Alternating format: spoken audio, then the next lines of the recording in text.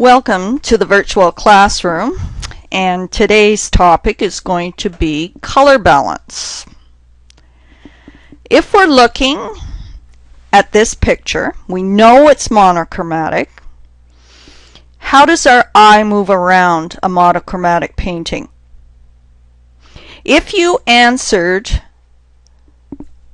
value by the use of value, you're right.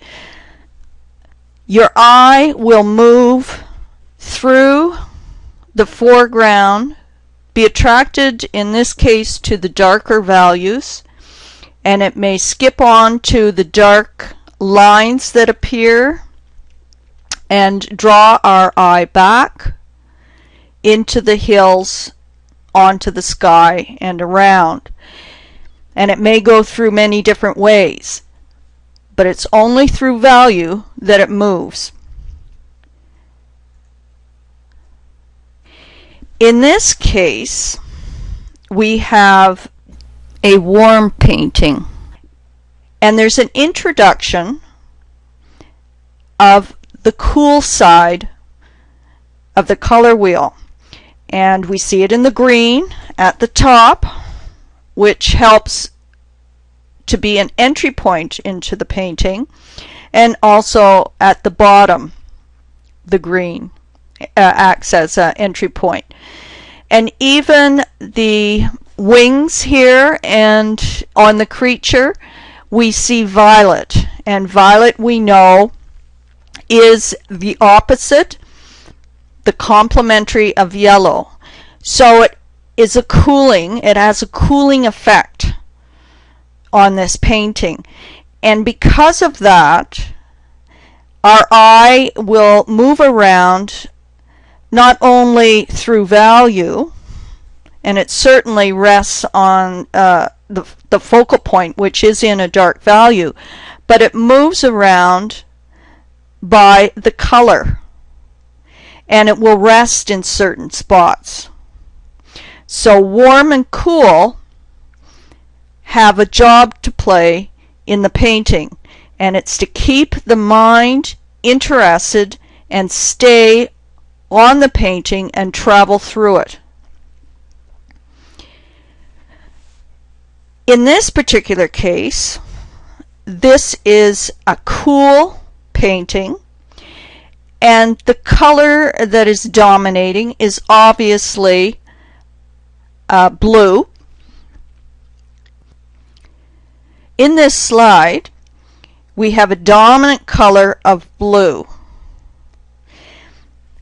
and they have created a subordinate color, and a subordinate color is used sparingly, and if it's used very sparingly as it is here, it becomes a focal point.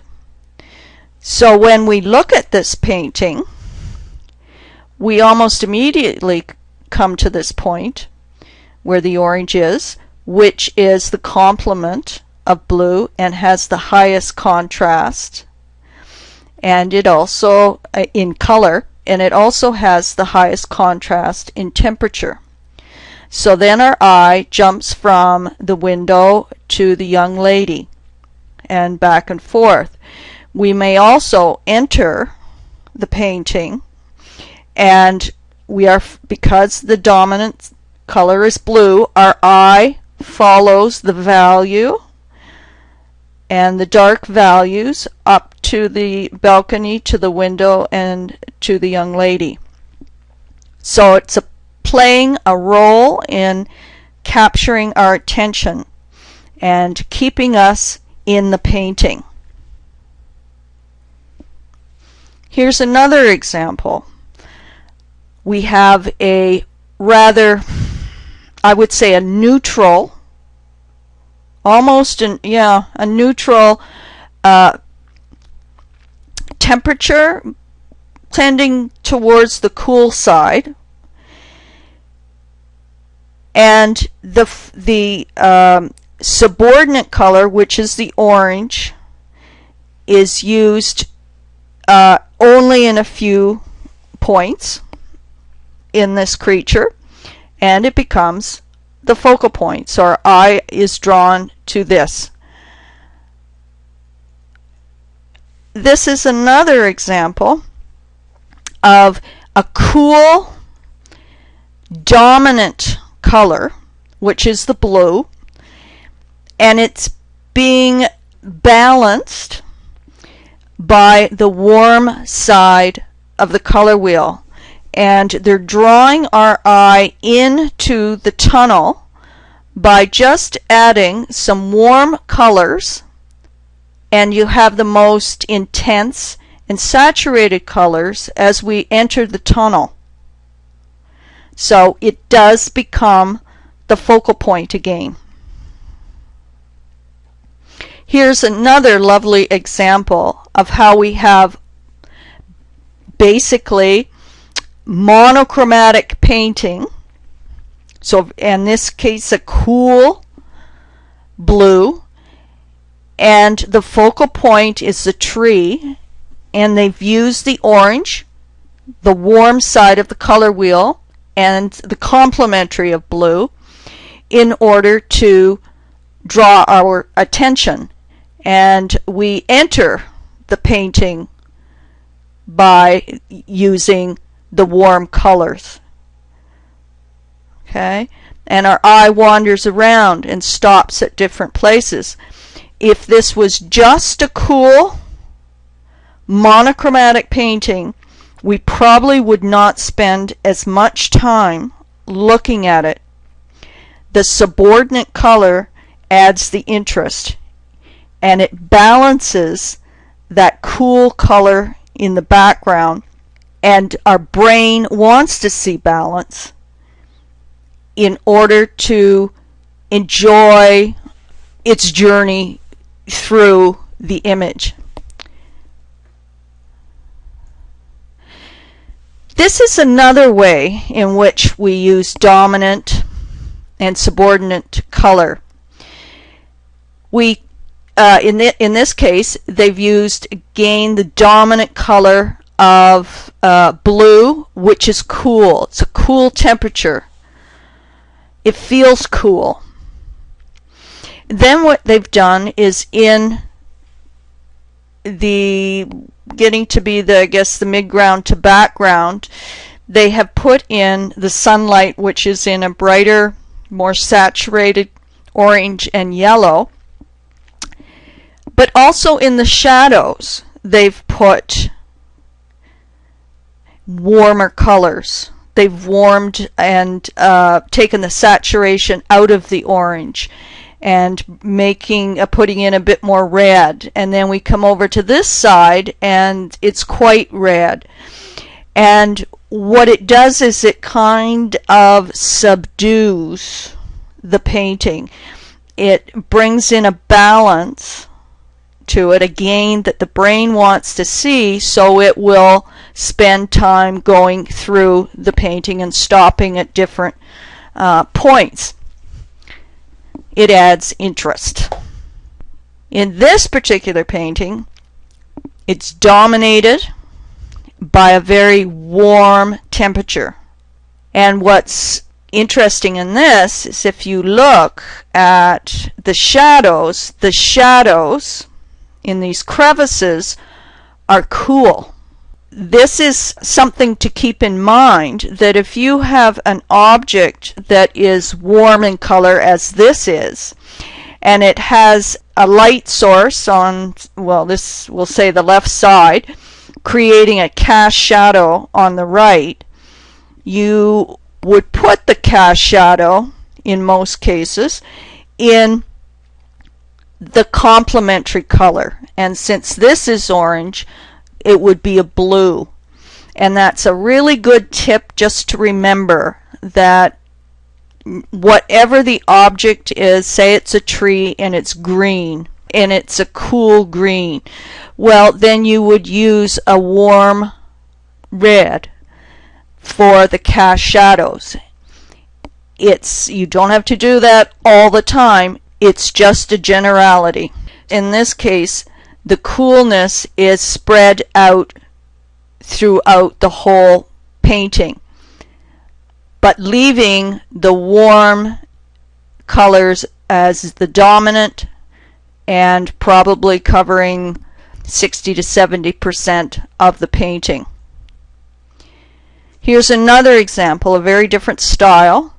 It's dominated by the warmth of the yellow, and the cool light coming through the window is given a violet cast, and we know that violet is the complementary color to yellow, so that's maximum contrast. But not only that, it's cooler than the yellow, and so it has a nice calming effect for the brain. It's balanced, and again we travel through the painting.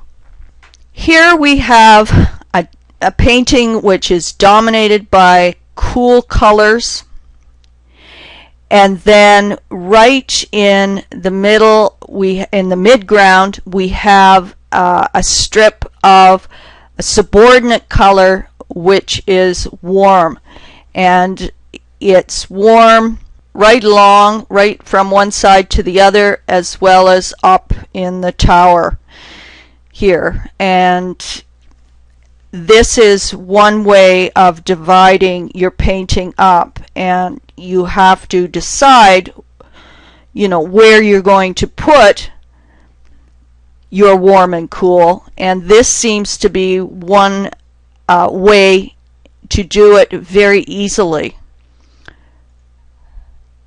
This is another example of it, where you have dominated by a very warm temperature, and right in, now I would want to say the midground here, there is a very cool violet, and again maximum color contrast and maximum temperature contrast as well. Okay.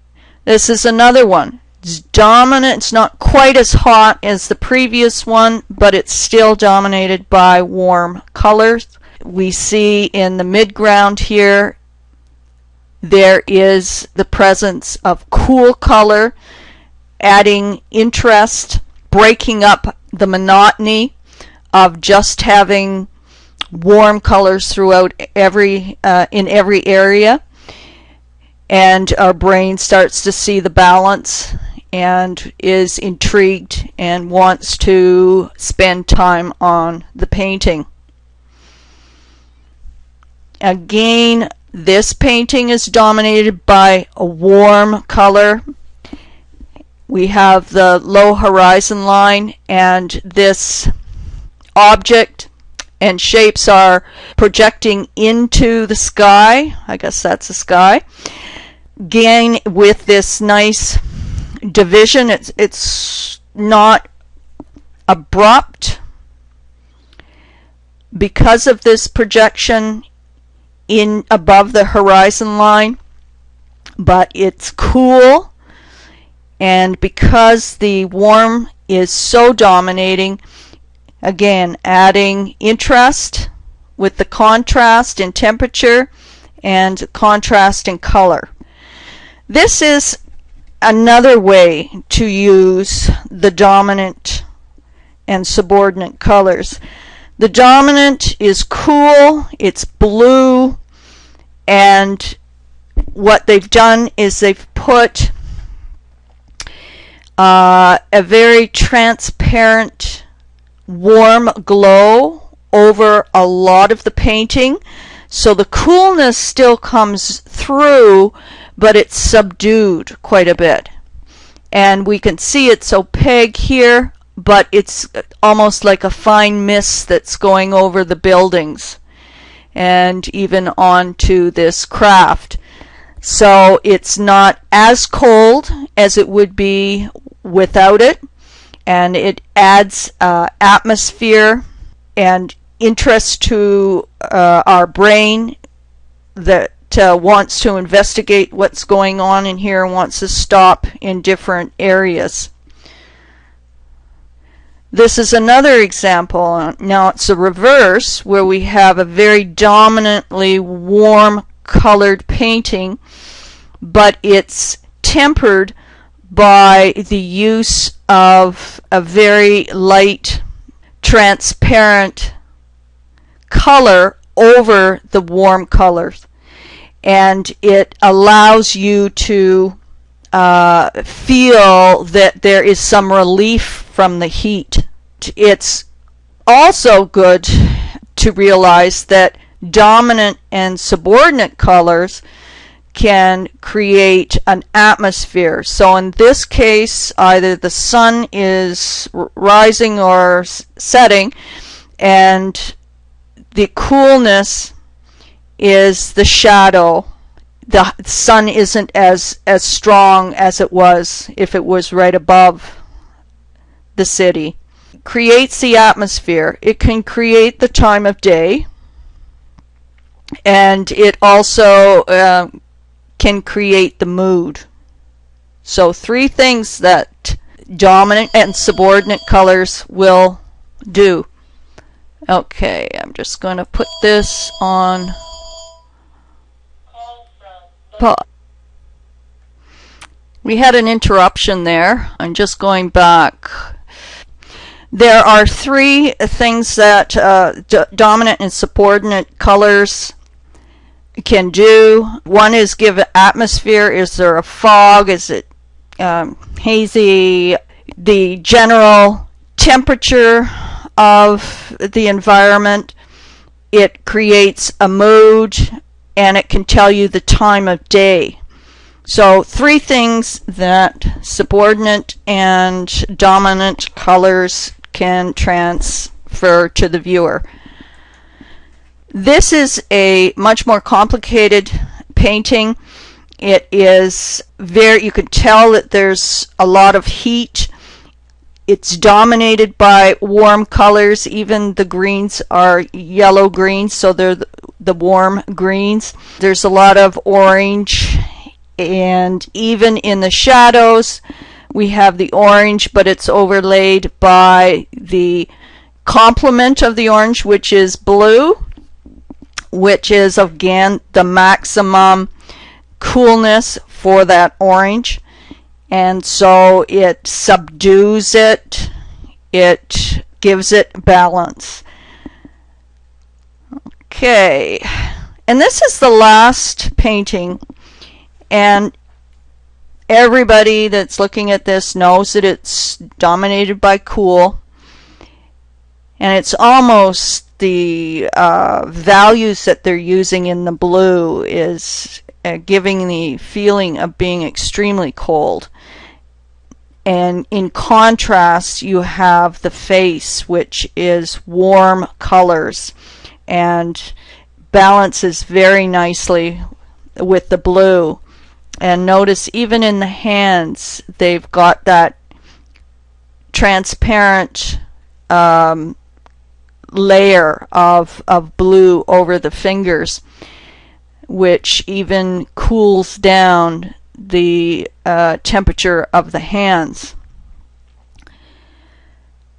Okay, in summary, there are 4 major ways to use dominant and subordinate colors, or warm and cool colors. The first way is to have a dominant color throughout the whole painting, which would basically either give you analogous color or monochromatic color. And then you create a focal point by using the opposite color. So in this case it's blue, the complement is orange. That's the maximum color difference, but it's also the maximum temperature difference for those 2 colors. So it adds a very nice focal point, keeps our eye interested in the painting. The second way to use the dominant and subordinate color is in a landscape. You have basically the background, the sky, and the foreground in this case it's a cool color. So that's dominant. And then in the midground, you do the warm colors, whatever they happen to be. And again, that adds interest. The midground may become the focal point. The third way is to have the dominant color, and in this case it's blue, and then you apply an area which is, in this case, it's a warm colors.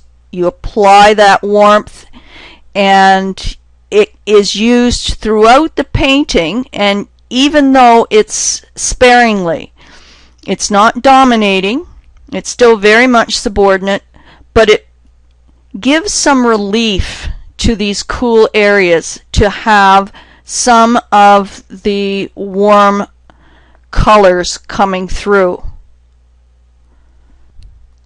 The fourth way is to have the dominant color as your underlayers. So you would have, in this case, for this picture, it would be blues.